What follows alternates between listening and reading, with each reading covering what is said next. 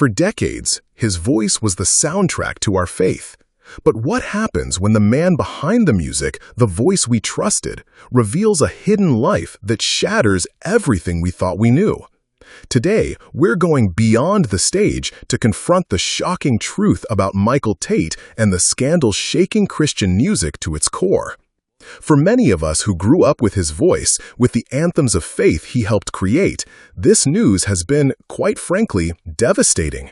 It's a moment of profound sadness, confusion, and, for some, deep hurt.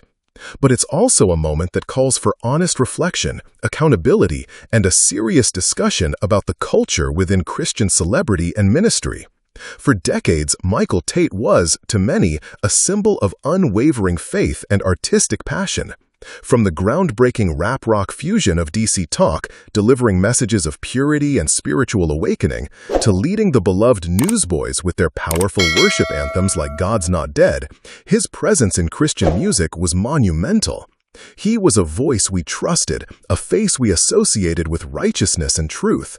But recently, that image has been shattered. The news that broke from the Royce Report, a respected investigative Christian media outlet, laid bare a series of deeply troubling allegations. These weren't minor missteps. These were serious accusations spanning decades: drug abuse, alcohol abuse, sexual assault, grooming, and inappropriate conduct with men. The Royce Report conducted a 2.5-year investigation, speaking with over 50 sources. The initial reports detailed accounts from 3 men who alleged that Tait befriended them on Christian music tours between 2004 and 2014, and then engaged in grooming and non-consensual sexual contact. The consistency in these accounts, the patterns described, painted a disturbing picture. This wasn't just a rumor mill churning. This was a meticulously researched journalistic endeavor. And the weight of it, the sheer gravity of these accusations against someone so prominent in our space, was immense. Then, just days after these reports surfaced, on June 10, 2025, Michael Tait himself released a statement. Titled "My Confession," it was posted on his social media, and it confirmed, in his own words, the tragic reality of many of these claims. He wrote, and I quote, "Recent reports of my reckless and destructive behavior, including drug and alcohol abuse and sexual activity, are sadly largely true. For some 2 decades, I used and abused cocaine, consumed far too much alcohol, and, at times, touched men in an unwanted sensual way." He admitted, "I am ashamed of my life choices and actions and make no excuses for them. I will simply call it what God calls it: sin." This admission, while crucial for accountability, was a gut punch for countless fans. It confirmed what many desperately hoped wasn't true. To be God directly, the Word directly, or pastor in my life, those are my lifelines. But the fact is, once again, we are flawed, we're human. It's going to happen. We don't need to fear that or be afraid of that or wonder we've lost our salvation. It's a bunch of baloney.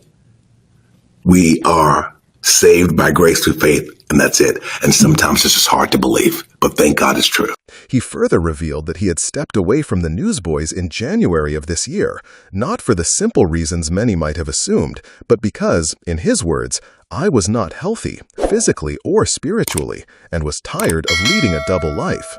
He stated he entered a treatment center in Utah for 6 weeks and has been clean and sober since.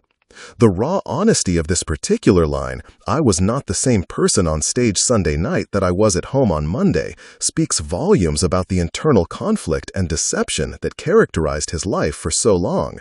It highlights a painful duality, a stark contrast between the public persona and the private struggles. The Newsboys, Michael Tait's bandmates for the past 15 years, also released a statement, and their words echoed the profound sense of betrayal and heartbreak felt by many. They stated, "Last night, our hearts were shattered when we read the news alleging drug abuse and inappropriate sexual actions by our former lead singer, Michael Tait. They confirmed that Tait had confessed to them in January about living a double life, but they never imagined that it could be this bad. Their message was clear. First and foremost, our hearts are with the victims who have bravely shared their stories. If you are a victim, we urge you to come forward. We absolutely do not condone any form of sexual assault." This response is critical. It shows an immediate concern for those who have been harmed and a strong stance against the alleged actions. And the repercussions are already being felt across the Christian music landscape. One of the most significant responses has come from K-Love, one of the largest and most influential Christian radio networks. K-Love has announced that it is removing music featuring Tait, both from Newsboys and DC Talk, from its on-air rotation and digital platforms. This is not a small decision. For artists in Christian music, K-Love airplay is a cornerstone of their reach and impact. This move by K-Love signals a powerful message of condemnation and a commitment to protecting its audience, particularly young and vulnerable listeners. So, what does this scandal mean for Christian music, for our faith community? It's far more than just a celebrity falling from grace. It forces us to confront uncomfortable truths and ask difficult questions. Firstly, it shines a spotlight on the issue of accountability within Christian leadership and celebrity. For too long, there's been a tendency to place Christian artists and leaders on pedestals, sometimes to the point where their humanity and fallibility are overlooked. When someone's ministry is so intertwined with their personal life, and that personal life is hidden in darkness, the eventual revelation causes immense damage, not just to their reputation, but to the faith of those who looked up to them. This situation demands a re-evaluation of how we hold those in prominent positions accountable, how we support them in their struggles, and how we protect those who might be vulnerable to abuse of power. Secondly, it underscores the critical importance of listening to victims. The courage it takes for individuals to come forward with stories of sexual assault and grooming, especially against someone widely admired, cannot be overstated. The Roy's Report's investigation, driven by the willingness of victims to share their painful experiences, was essential in bringing this truth to light. As a Christian community, our response must always be one of compassion, belief, and support for those who have been harmed. We must create safe spaces for survivors to speak without fear of judgment or retaliation.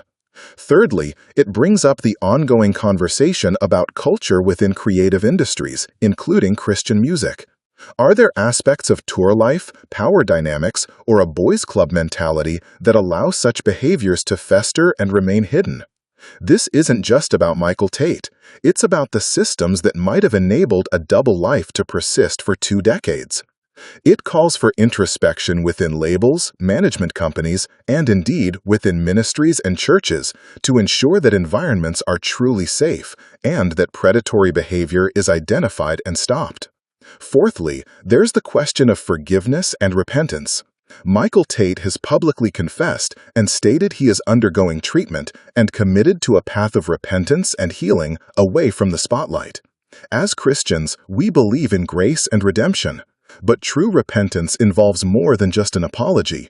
It involves deep remorse, a commitment to change, and, where possible, making amends to those who have been hurt.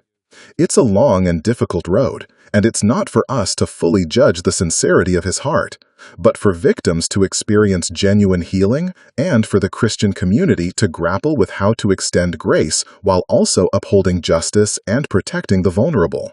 Fifthly, the impact on the audience, particularly young people, cannot be ignored. For many, Christian music isn't just entertainment. It's a source of spiritual encouragement, guidance, and connection to God. When figures they admire and trust fall so dramatically, it can cause a crisis of faith, leading to questions like, if this person who sang about God could do this, what does that mean about my faith? What does it mean about the truth of the message? This is where the church and Christian leaders have a vital role to play in shepherding and comforting those who are hurting and disillusioned. This scandal is a stark reminder that no one is beyond temptation and no one is above accountability. It's a painful wake-up call that the spiritual battles we fight are real, and they can manifest in deeply destructive ways even among those we perceive as spiritual giants. As a Christian community, we are called to be salt and light, to uphold truth and justice, and to care for the least of these. This means confronting the darkness, even when it exists within our own ranks. It means actively working to prevent abuse, to support survivors, and to create cultures of transparency and genuine integrity. This isn't the end of Christian music, but it must be a turning point. It's an opportunity for a deeper examination, a purification, and a renewed commitment to living out the gospel, not just on stage, but in every aspect of our lives, behind closed doors and beyond the spotlight. I want to hear your thoughts on this deeply complex and emotional topic. How has this news impacted your faith? What do you believe the Christian community, and specifically the Christian music industry, needs to do moving forward to ensure such devastating betrayals of trust are prevented and addressed with truth and grace? Please share your respectful and thoughtful comments below. Thank you for watching, and thank you for joining me in this important conversation. May God guide us as we navigate these difficult waters together.